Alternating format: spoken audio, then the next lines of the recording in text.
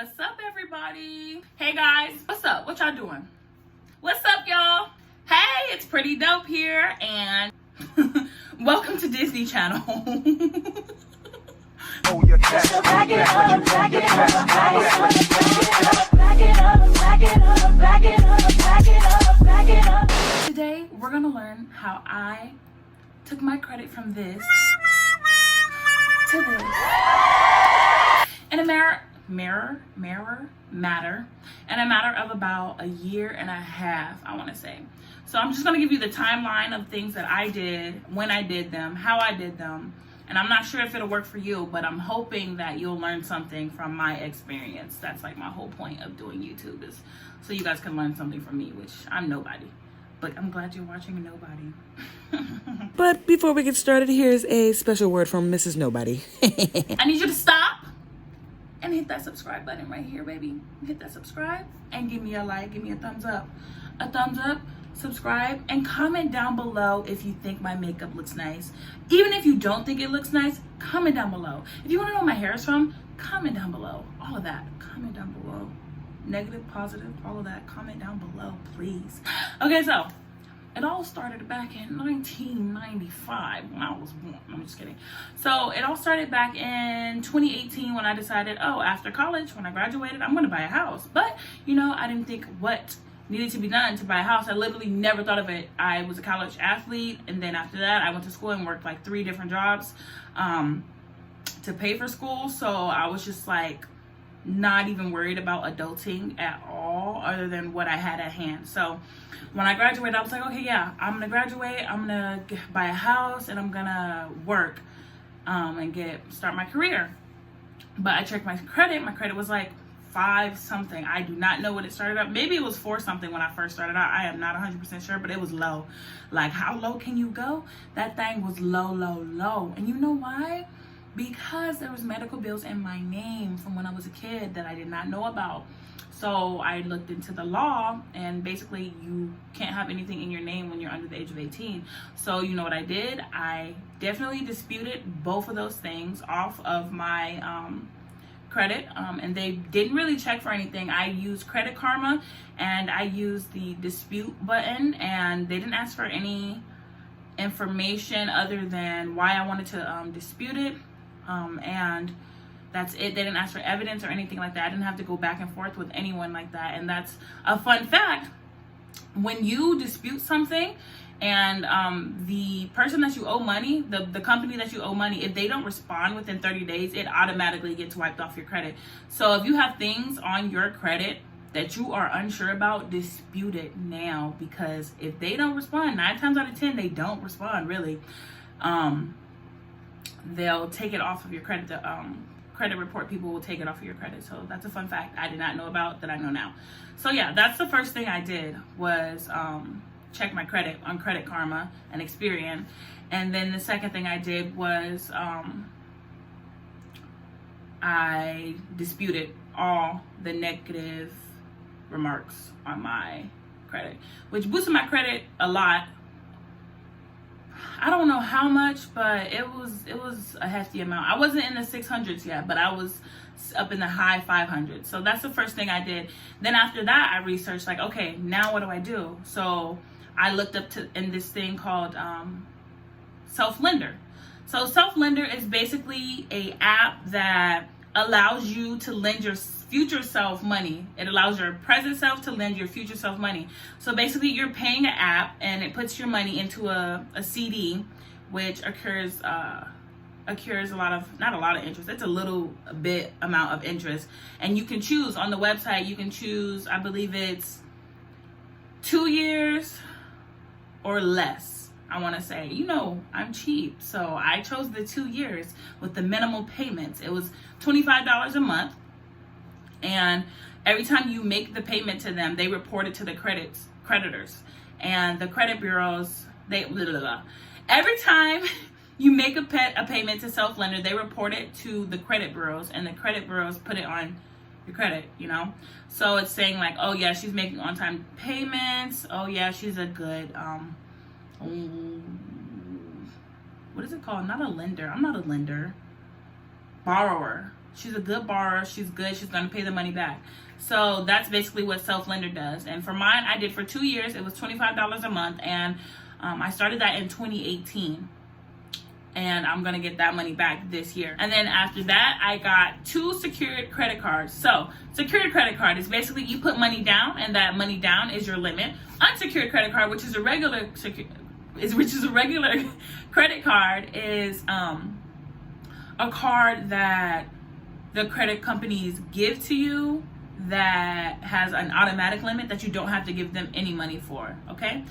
So the credit cards that I got, the two secured credit cards I got were Discover It, and I also got Capital One. So for the Discover It card, I chose it because there's no annual fee, and there is a cashback option for a point system, basically 1% and 2% cashback. 2% at restaurants and gas stations up to $1,000, which it kind of sucks because like you spend way more than $1,000 a year on gas and restaurants, but I digress. Okay.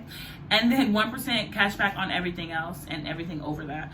And then the Capital One card, there's no perks. I just knew I was going to get approved for it, so that's why I signed up for it, basically.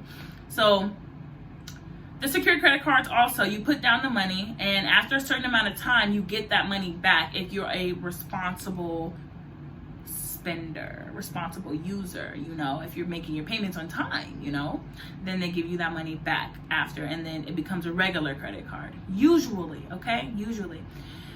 So that's what I did with those credit cards. I got both of those, the end of 2018. So those both rose my credit up a lot as well. And then I also got another credit card after my credit increased from the 500s, the high 500s from Self-Lender, and then the low 600s from the 2 credit cards, okay?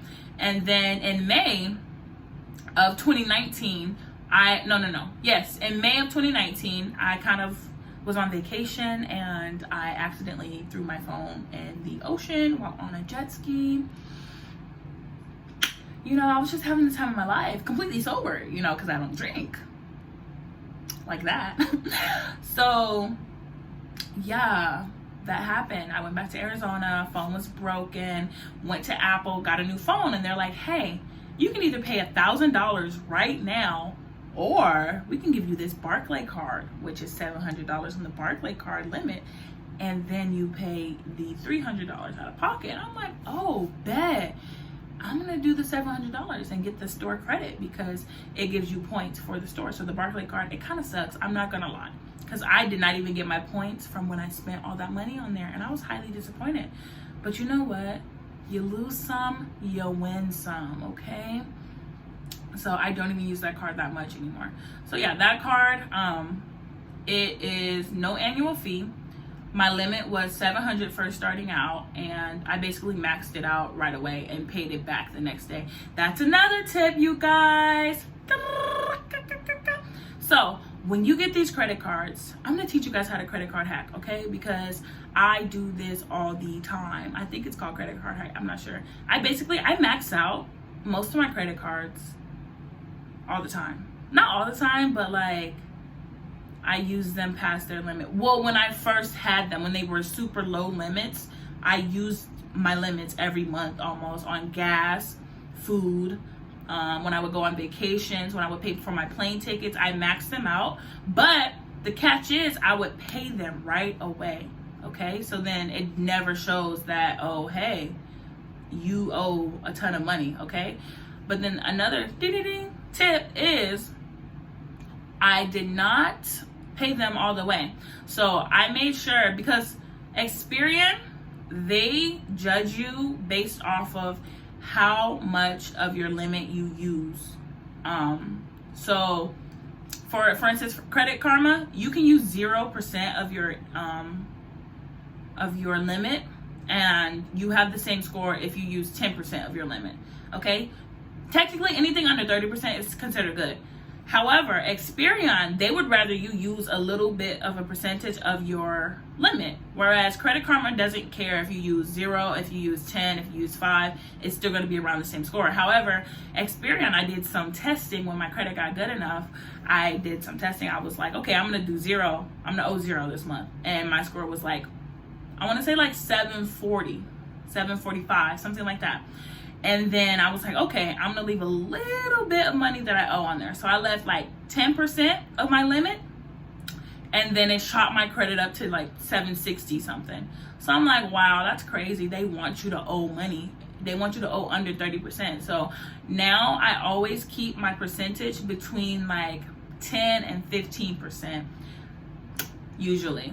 I mean, I do less sometimes too, so, but if I can help it, I do like 10%, 9%, something like that. So it counts on Experian, because that helps your credit a lot. Okay, so yeah, those are all the things I did to increase my credit. I paid everything on time. I did not accrue any interest at all. And yeah, so I opened up the self-lender and I did the secured credit cards. Okay, something else I did, when I got my secured credit cards and I had them for long enough, I definitely called those credit people, the credit card company. I said, sir, I've been a really great borrower, so can you increase my limit? And they basically were like, yeah, we can. Thank you for being so good. And so both credit apps, all credit bureaus, they judge you as well based off of how big your credit limit is. So the bigger your limit is, the more money you can spend. The more money you can spend, the less percentage it'll take for you to have good credit. Does that make sense? Did that make sense? I don't know if that makes sense, but I hope it did. I hope I said that right. So yeah, I definitely I still do ask for credit increases till this day, because I want to hit 800. I really want to eat 800. I really want to hit 800. So yeah, that's all I have. But I know I asked everyone on Instagram, did you have any questions? So we're gonna go ahead and read some of those questions right here. Okay, so my brother Kentrail, he said, how many credit cards have you maxed out? I've maxed out all of my credit cards all the time, and I pay them right away because I never spend more than I have in my bank account. Okay, if I can spend it on my debit, I'll spend it on my credit, and when I spend it on my credit, I pay it with my debit. I literally only use my credit card so I can get points.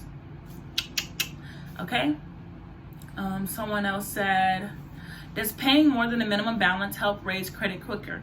The answer to that is yes. So usually, you know, when you owe something on a credit, it'll say minimum balance, minimum balance, minimum balance. It'll always help to pay more than your minimum. So yeah, it does. Is there a way to get closed accounts off your report? I didn't close it, just lost the card. So with that, I am not 100% sure, but I'm sure, I'm not sure actually. I'm not 100% sure. I want to say you could call the card company and be like, hey, I lost my card. Could you take this off my credit? I'm pretty sure you can do that. But I would need you need to Google that. You need to Google it and you need to YouTube it because I have no clue about that. My friend said, why are my student loans why are my student loans fucking me over? Girl, honestly, college is a scam. Only go if you want to be a doctor or a lawyer or an engineer or something like that. Because if you're going just for liberal arts or something, girl, don't do it. Because them loans. Okay. I'm also going to make a video about how I graduated college with no loans, basically. Okay. How many credit cards should you have? So, according to Credit Karma, someone with good credit has more than 5 different credit cards. Well, not credit cards per se, but diversity of loans or whatever. Like 5 different, like between credit cards, loans, and any mortgages, whatever. 5 different sources. More than 5 is good. I personally only have 1, 2, 3, 4. So that's considered bad, but I still have good credit. So it doesn't really matter that much, but it counts a little bit. I hope that answers your question, I guess. How can I remove derogatory remarks? How long till they disappear? So derogatory remarks usually take 30 days to disappear from your credit once you submit a dispute. So I disputed mine on Credit Karma, and it took literally a month to get taken off. How much do negative impacts matter? My credit is good, but I have negative impacts. Negative impacts matter a lot, actually. So yeah, derogatory remarks matter a lot. The things that don't matter a lot that I can tell you on a credit are inquiries. The amount of inquiries you have, that doesn't matter that much. And I want to say, I don't remember. I just know inquiries don't matter that much. Okay. I mean, I hope I helped you guys a little bit. I hope I helped you. And that's all I have for today. If you have any questions, please comment them down below, and I'll do my best to answer them. If I don't have the answer, I'm gonna point you to the right direction, okay? Yeah, that's all I have. Bye, guys.